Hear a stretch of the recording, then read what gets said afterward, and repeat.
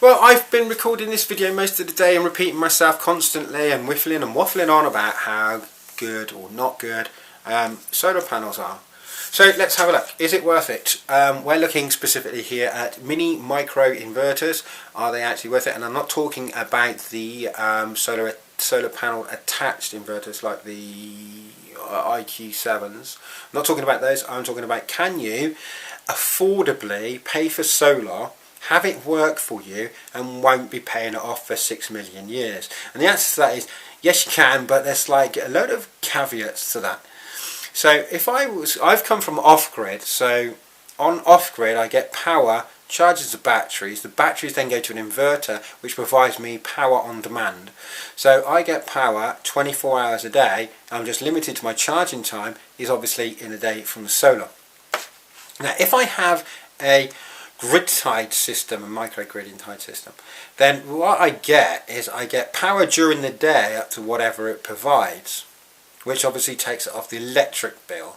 Now don't forget the off-grid is not attached to it, so it doesn't affect your electric bill at all. But what you can do is you've got to worry about the price of batteries when you're off-grid, but you don't have batteries when you're grid tied. So basically what you need to do is work out what your base power is. Now if you've got a smart meter, energy now, and then you push it, it'll say kilowatts and power, whatever, right? But basically with the W bit on the end of it, right, it says how much power you're actually using. And that's your base power, generally speaking. So you want something that's going to actually meet that. Now here's the more caveats to that.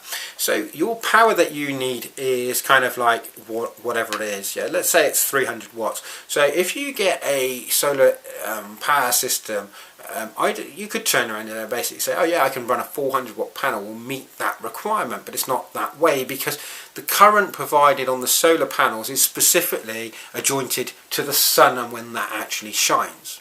If the sun doesn't shine, you might get your voltage, but you get no current, and that means no power.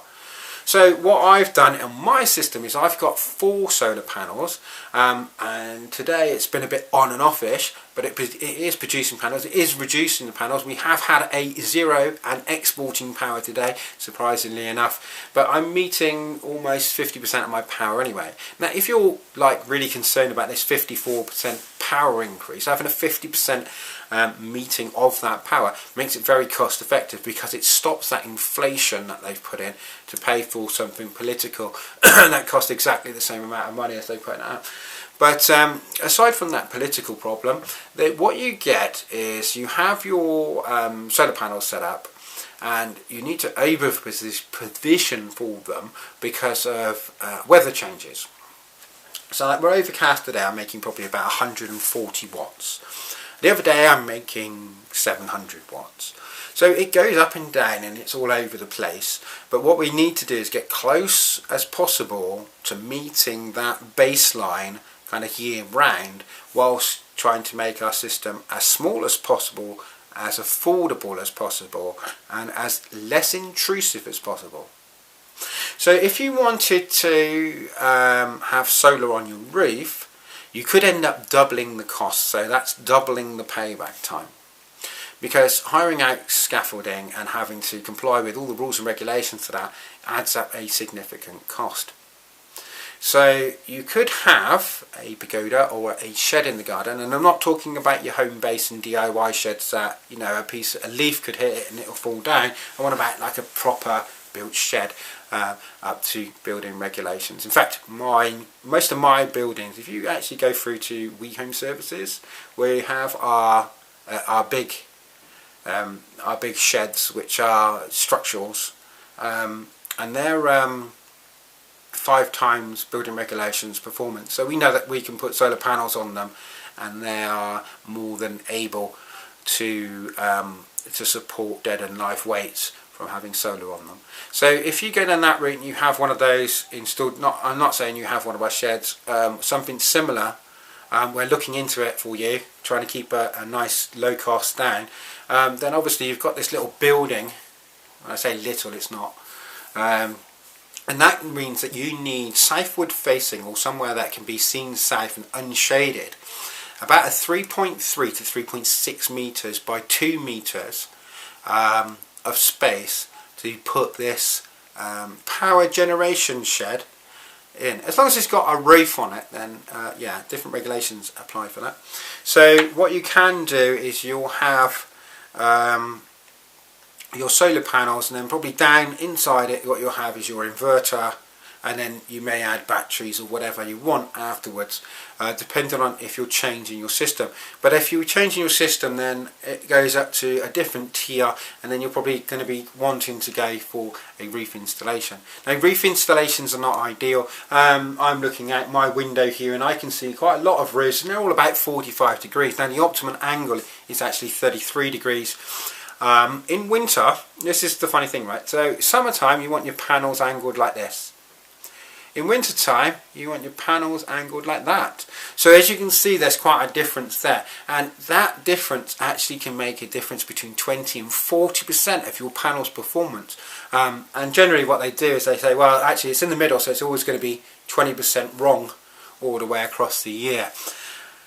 So yeah, that's got to be, this is what I mean with the tier system. And then if you go to the tier system, you've got batteries. Obviously you need enough excess power to charge those batteries. So you want your base rate plus your excess to equal to your on-demand power. We're going to call it on-demand power when you've got batteries, because it makes sense.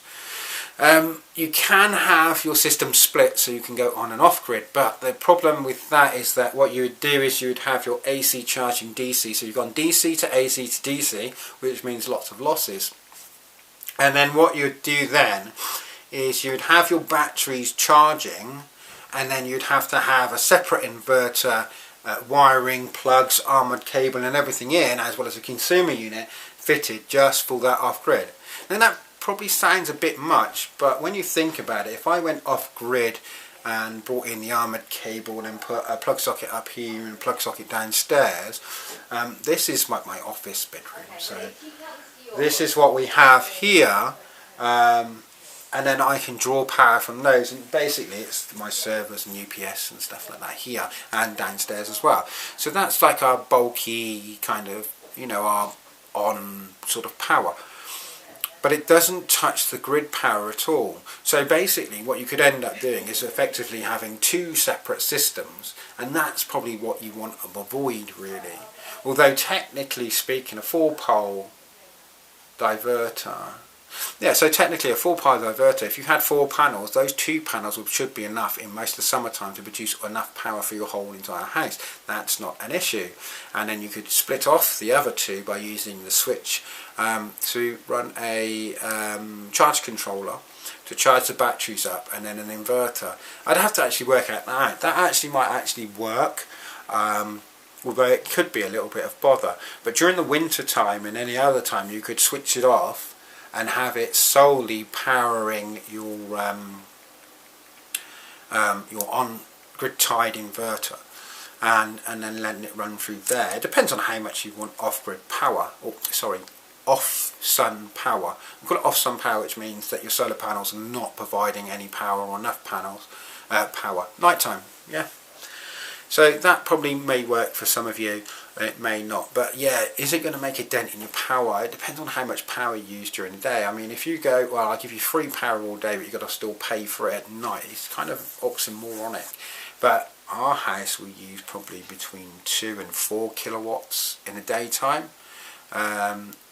That's kind of like 30% or so of our entire 24-hour period use.